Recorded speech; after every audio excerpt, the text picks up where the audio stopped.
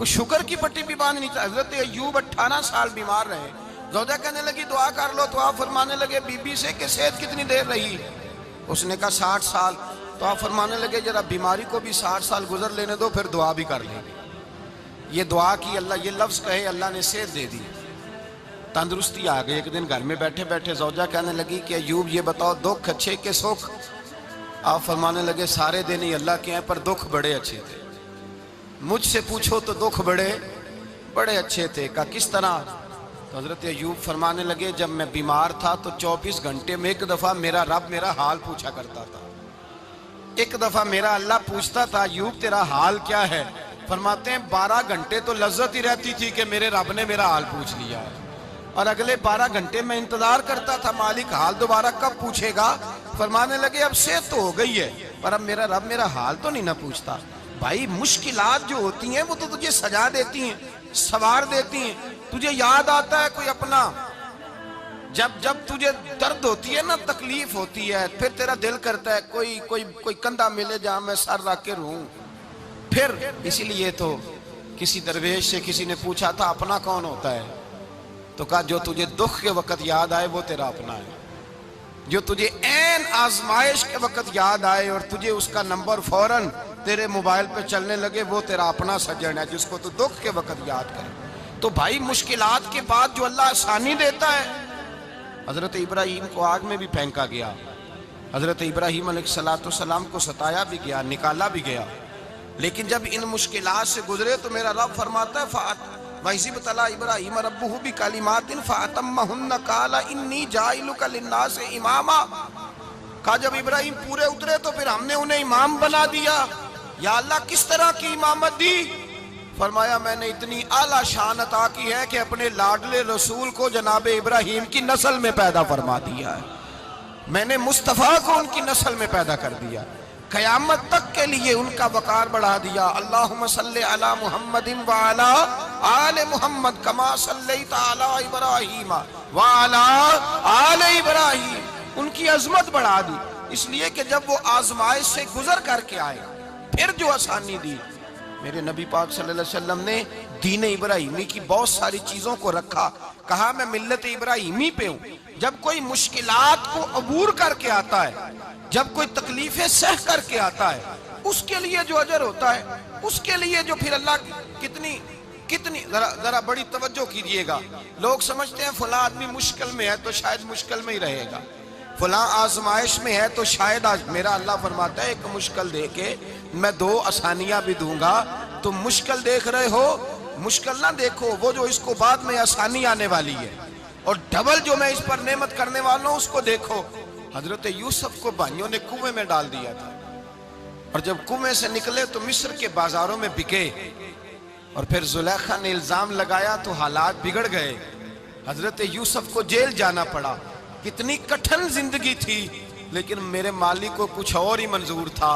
کنویں میں گرنے والے, بازار میں بکنے والے, جیل میں جانے والے, الزام لینے والے جناب یوسف کو رب کریم نے اسی مصر کا بادشاہ بنا دیا.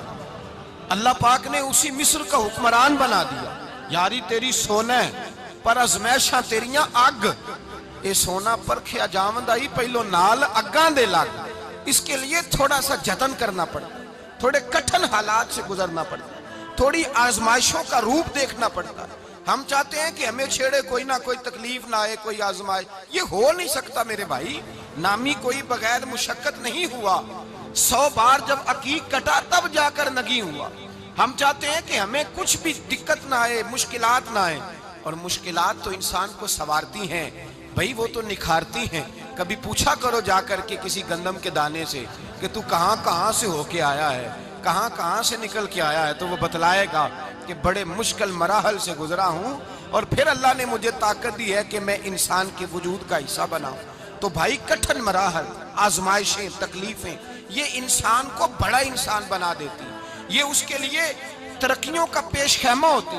ہمارے جوان پریشان ہو جاتے ہیں, عورتیں خاص کر کے اس بات پہ توجہ کرے, وہ بڑی جلدی غم لے جاتی ہیں.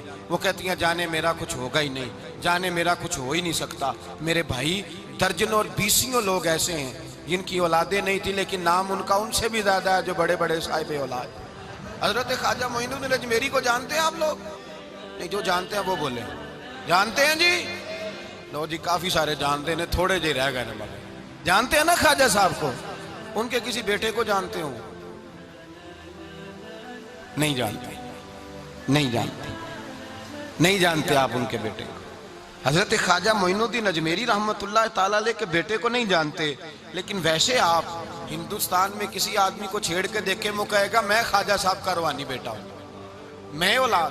حضرت غوث اعظم رضی اللہ تعالیٰ عنہ کی اولاد کو کم لوگ جانتے ہیں، لیکن آپ ویسے کسی کو پوچھ کے دیکھیں 11ویں والا پیر کون ہوتا ہے، ہر آدمی ہاتھ اٹھا کے بتائے گا خدا کے فضل سے ہم پر ہے سایہ غوث اعظم کا، ہمیں دونوں جہاں میں ہے سہارا غوث۔ لوگ جھوم کے بتلائیں۔ میرے بھائی، یہاں لوگ پریشان ہو جاتے ہیں کہ اولاد ہوگی تو یہ ہوگا، فلاں ہوگا تو یہ ہوگا۔ بھائی ایسی کوئی بات نہیں۔ میرے پاس پیسے ہوتے تو میرا ابا بیماری سے فوت نہ ہوتا۔ جو مالدار ہوتے ہیں تو کیا وہ بچ جاتے ہیں؟ حضرت اسرائیل انہیں چھوڑ جاتے ہیں؟ او خدا کے بندے، تو کیسی بات کر رہا ہے؟ یاد رکھ، یہ جو آزمائشیں ہوتی ہیں، یہ جو تکلیفیں ہوتی ہیں، یہ جو تھوڑے سے مشکل حالات ہوتے ہیں۔ حضرت یونس علیہ السلام کی دوستی ہوگی حضرت جبریل امین سے، تو جناب جبریل ملنے آئے۔ حضرت یونس علیہ السلام فرمانے لگے جبریل میرا دل کرتا ہے مجھے اس بندے کی ملاقات کرا جو اللہ کا سب سے زیادہ عبادت گزار بندہ ہے۔ حضرت جبریل امین لے گئے دور دور فلسطین کے علاقے میں، اور لے جا کر ایک بندے سے ملاقات کرائی جس کی دونوں آنکھیں بھی کوئی نہیں تھی، دونوں بازو بھی کوئی نہیں تھی، دونوں پیر بھی کوئی نہیں تھی، اور اس بندے کی زبان پر لفظ بڑا کیا جاری تھے، یا اللہ تیرا شکر ہے، یا اللہ تیرا، بول کے کہیے یا اللہ تیرا، اے اللہ تیرا شکر ہے۔ شکر شکر کر رہا تھا۔ حضرت جناب سیدنا یونس علیہ السلام کہنے لگے میں نے تجھے عبادت گزار کو ملانے کو کہا تھا، تو کہاں لے آیا؟ حضرت جبریل کہنے لگے یا یونس، یہ ہر چیز جانے کے باوجود اپنے رب کی رضا پہ راضی ہے۔ اس وقت دنیا میں نبیوں کے بعد جس سے اللہ سب سے زیادہ پیار کر رہا ہے وہ یہی بندہ ہے، یہ اپنے رب کی رضا پہ راضی ہے۔ اے تن میرا کنگی ہووے تے میں زلف سجن دی واواں، تے پوش میرے دی جتی بن جائے تے میں یار دی قدمی آواں، مارو مارو مینو مار مکاؤ کوئی عذر نہ پیش لے آواں، تے جے سونا ہی میرے دکھ وچ راضی، جے سونا ہی میرے دکھ وچ راضی، جے سونا ہی میرے دکھ وچ راضی، تے میں سکھ نو چلے ڈاواں، مالک جے بھی سال میں راضی ہے تو بس ٹھیک ہو گیا، ٹھیک ہو گیا۔ وصل اچھا ہے نہ فراق اچھا ہے، بس جس حال میں محبوب رکھے وہی حال اچھا ہے، بس جس حال میں انہوں نے رکھا بات ٹھیک ہو گئی۔ اس میں اب انسان شکوہ کرتے پھرے کہ یہ کس طرح ہے وہ کس طرح، اپنے آپ کو مطمئن رکھا گیا۔ مشکل کے بعد جو آسانی حضرت لقمان حکیم، ان کے نام پر قرآن مجید کی پوری سورت ہے۔ حضرت لقمان حکیم علیہ رحمہ آپ اپنے بیٹے کو نصیحت کر رہے تھے، کہنے لگے بیٹا کو مشکل آئے تو گھبرانا نہیں، کوئی مشکل آئے تو کرے بیٹوں کو سمجھ آ جائے کہ مشکل آئے تو، سمجھ آ رہی ہے بات کی، مشکل آئے تو۔ اور کیا خوبصورت جملے، بیٹے کو بٹھا کے کہتے ہیں بیٹا چھوٹی مشکل آئے گی تو اللہ بڑی مشکلات آسان کر دے گا، سمجھو چھوٹی مشکلات آئیں تو اللہ نے بڑی مشکلیں اس نے آسان کر دی۔ اور آپ کو بتاؤں اصل انسان ہوتا ہی وہ ہے جو مشکلوں میں جینے کا ڈھب سیکھ جاتا ہے، وہ بن جاتا ہے جو کرب کے حالات میں جینے کا سلیقہ سیکھ جائے۔ اپنے بچوں کو یہ سمجھانا، حضرت لقمان بیٹے مشکل آئے تو گھبرانا نہیں، بڑی کو ٹال دیتی ہے، وہ نیکی کا اور آسانی کا پیش خیمہ ہوتی ہے، اللہ اس کے بعد آسانی سمجھا رہے ہیں۔ کچھ دنوں کے بعد کہنے لگے آؤ فلاں اللہ کے نبی کی ملاقات کو چلیں، فلاں نبی علیہ السلام سے ملنے چلتے ہیں۔ اس زمانے میں جو نبی تھے ان سے ملنے چلے گئے، بیٹے کو بات یاد تھی، گھوڑے پہ بیٹھے، امام ابن جوزی نے اس کو لکھا ہے، گھوڑے پہ بیٹھے تھے دونوں کے پاس گھوڑے تھے۔ اب رستہ بہت زیادہ تھا، کھانا ساتھ لے لیا، پانی ساتھ لے لیا، رستہ لمبا تھا، صحرا کا علاقہ تھا۔ جب جانے لگے تو اتنی سخت گرمی ہوئی کہ گھوڑے بھی بے ہوش ہونے لگے، اچانک ایسی گرم لو چلی کہ گھوڑے بھی۔ اب دونوں باپ بیٹا جو تھے وہ بڑی جوش میں تھے کہ جانا ہی جانا ہے، گھوڑے سے اتر کر کے پیدل چلنے لگے۔ اب پیدل چلتے چلتے ذرا آگے گئے تو اب گرمی میں جتنا بندہ پیدل چلتا ہے اتنا پیاس بھی زیادہ لگتی ہے، تو پانی پیتے رہے، کھانا کھاتے رہے، کھانا پانی بھی ختم ہو گیا۔ تھوڑا آگے چلے نا، اس قدر تکلیف بڑھی کہ حضرت جناب لقمان کے بیٹے کے پیر کے اندر ایک ہڈی پیوست ہو گئی، اتنی بڑی ہڈی تھی وہ اندر ہی چلی گئی پیر میں، خون کے فوارے گرنے لگے، بیٹا بے ہوش ہو گیا۔ حضرت لقمان اس کے سرانے بیٹھے تو بیٹا تھا نا، آنکھوں میں آنسو آ گئے۔ بیٹے نے آنکھ کھولی تو کہنے لگا ابا جی آپ تو صبر کرنے والے ہیں، آپ رو رہے ہیں؟ فرمایا بیٹے میں کیا کروں، میرے سینے میں جو دل ہے وہ ایک باپ کا دل ہے، تو باپ جو ہوا تیرا، تیری دکھ پر رونا آیا۔ بڑی مشکل سے دانت کے ساتھ ہڈی نکالی، ہڈی نکلی تو خون بھی چلا۔ صاحب زیادہ کہنے لگا حضور آپ نے تو کہا تھا ہر مشکل کے بعد آسانی ہوتی ہے، اور چھوٹی مشکل دے کے اللہ بڑی سے بچا لیتا ہے، تو ہم تو اچھے کام چلے تھے، مشکل پہ مشکل، مشکل پہ مشکل، یہ کیا ہے؟ حضرت لقمان کہنے لگے بیٹا نہ تو رب کی حکمتوں کو جانتا ہے نہ پوری طرح میں جانتا ہوں، لیکن جو میں نے کہا تھا وہ بات سچی ہے۔ فَإِنَّ مَعَ الْعُسْرِ يُسْرًا إِنَّ مَعَ الْعُسْرِ يُسْرًا، اللہ ہر مشکل کے بعد آسانی عطا فرمائے گا، اور فرمایا میرا ایمان ہے کہ ضرور ضرور عطا فرمائے گا۔ یہ بات کہہ رہے تھے کہ سامنے سے دھواں اٹھا، اتنا سخت دھواں اٹھا کہ آپ نے سوچا شاید وہاں بادیا وہاں جاتے، وہاں چلنے لگے تو پیچھے سے کسی نے آواز دی ٹھہر جاؤ، رکو، وہیں رک گئے۔ تھوڑی دیر گزری تو کہا رک جاؤ، جب رکے تو ایک بولنے والا بولا، کہنے لگا تمہارے لیے تھوڑی دیر کے بعد جانوروں کا بندوبست کر دیا جائے گا، کھانے کا بھی بندوبست ہو جائے گا، بچے کا پیر بھی صحیح ہو جائے گا، چلے جانا، لیکن ذرا ٹھہرو۔ حضرت لقمان کہنے لگے بولنے والے تو کون ہے؟ تو کہنے لگے میں اللہ کا فرشتہ ہوں، میں اللہ کا فرشتہ ہوں۔ کہا اللہ کے فرشتے اور یہ سارا کچھ کیا ہے؟ تو فرشتہ کہنے لگا اصل بات یہ ہے کہ سامنے بستی پر مجھے عذاب نازل کرنے کا حکم ملا تھا، آپ بڑی تیزی سے آ رہے تھے، میں نے رب سے دعا کی کہ اللہ اس باپ بیٹے کی غلطی کوئی نہیں، مہربانی فرما۔ رب نے پہلے آپ کو صحرا میں الجھایا، پھر میری دعا کی برکت سے آپ کے گھوڑے ٹھہر گئے، پھر میری دعا کی برکت سے آپ کا پانی ختم ہوا، پھر میری دعا کی برکت سے آپ کے بیٹے کو زخم آیا، پھر میری دعا کی برکت سے سامنے سے دھواں اٹھا۔ فرمایا یہ جو تمہیں مشکل پہ مشکل آ رہی تھی، یہ تو میرا رب تمہیں عذاب سے بچانا چاہ رہا تھا، یہ جو تمہیں مشکل پر مشکل آ رہی تھی تو میرا مالک تمہیں عذاب سے بچا رہا تھا، تم سمجھ نہیں رہے تھے۔ حضرت لقمان نے بیٹے کی طرف دیکھا تو بیٹے کہنے لگے ابا جی بات بالکل سچی ہے، افضل الذکر لا الہ الا لا الہ الا، اور پھر پڑھنے لگے حسبنا اللہ و نعم الوکیل نعم المولا و نعم النصیر۔ یہ ورد ہونے لگے۔ بھائی جب تجھے مشکل آتی ہے، آزمائش آتی ہے، تو اس وقت سمجھتا ہے پتہ نہیں میرے ساتھ کیا بننے لگا ہے۔ اللہ تبارک و تعالیٰ چھوٹی مشکل دے کے تجھے بڑی سے محفوظ رکھتا ہے، چھوٹی بیماری دے کے تجھے بڑی سے محفوظ رکھتا ہے۔ بلکہ میں ایک دفعہ ایک تکلیف میں، ایک آزمائش میں مبتلا ہو گیا، تو میں نے اپنے حضرت سے کہا کہ حضور سارے دکھ کٹھے ہی آ گئے، کیا کیا جائے؟ تو آپ فرمانے لگے بڑے خوش نصیب ہو، جوانی میں اللہ نے دکھ دے دیے، بڑھاپے میں آئے تو برداشت نہیں ہوتے، یہ تو بڑے وقت پہ آ گئے، شکر ادا کرنا چاہیے، اس زمانے میں برداشت نہیں ہوتے، اب آسانی ہے، ان کو برداشت کرو، ہمت کرو۔ میرے بھائی یاد رکھیں آزمائشیں، تکلیفیں آپ کو بڑا کرنے کے لیے آتی ہیں۔ ہم آزمائش کو برا جانتے ہیں، دکھ کو برا جانتے ہیں، دکھ تو بڑے پیارے ہوتے ہیں، یہ رونے کا سلیقہ سکھاتے ہیں، یہ اللہ کو منانے کا طریقہ سکھاتے ہیں، یہ مسجد میں جانے کا۔ وہ جو سکھی بندہ ہے نا، سکھی، مجھے ایک صاحب کہنے لگے دو قسم کے لوگ مدینے سے آتے ہیں، مدینہ شریف پوچھنے لگے، کہنے لگے حضرت جی دو قسم کے بندے ہیں، کچھ واپس جاتے ہوئے تڑپ رہے ہیں، کچھ تصویریں کھینچ رہے ہیں رخصتی کے وقت، فرق کیا ہے؟ تو میں نے کہا وہ جو تصویریں کھینچ رہا ہے وہ امیر آدمی ہے، اسے پتہ ہے کہ میں پھر ٹکٹ لے لوں گا، مہینے کے بعد پھر آ جاؤں گا، اور یہ مدینہ چھوڑتے ہوئے تڑپ رہا ہے، یہ کوئی غریب ہے، یہ کہہ رہا ہے پتہ نہیں دوبارہ موقع ملے کہ نہ ملے، یہ دکھی ہے، یہ آزمائش میں دکھی۔ سکھی بندہ تو مکے جا کے نہیں روتا، وہاں بھی کھڑا ہے، ڈٹ کے کھڑا، دکھی کوئی نہیں تو روئے کیسے؟ روئے کیسے؟ دکھیے دی گل دکھیا ہی جانے، دکھیے دی گل، کیا خوبصورت لفظ ہے میاں صاحب کی، اور لفظوں میں حسن دیکھے، کہنے لگے دکھیے دی گل اے دکھیا ہی جانے، تے سکھیے نو کی خبراں، تے یار جنہاں دے موت نے مارے روندے نہیں تک تک قبراں۔ یہ مشکل مرحلہ ہوتا ہے، جب انسان تکلیف میں ہوتا ہے پھر اسے احساس ہوتا ہے، اور تکلیف والے کو ہی تکلیف والے کی تکلیف کا احساس ہوتا ہے۔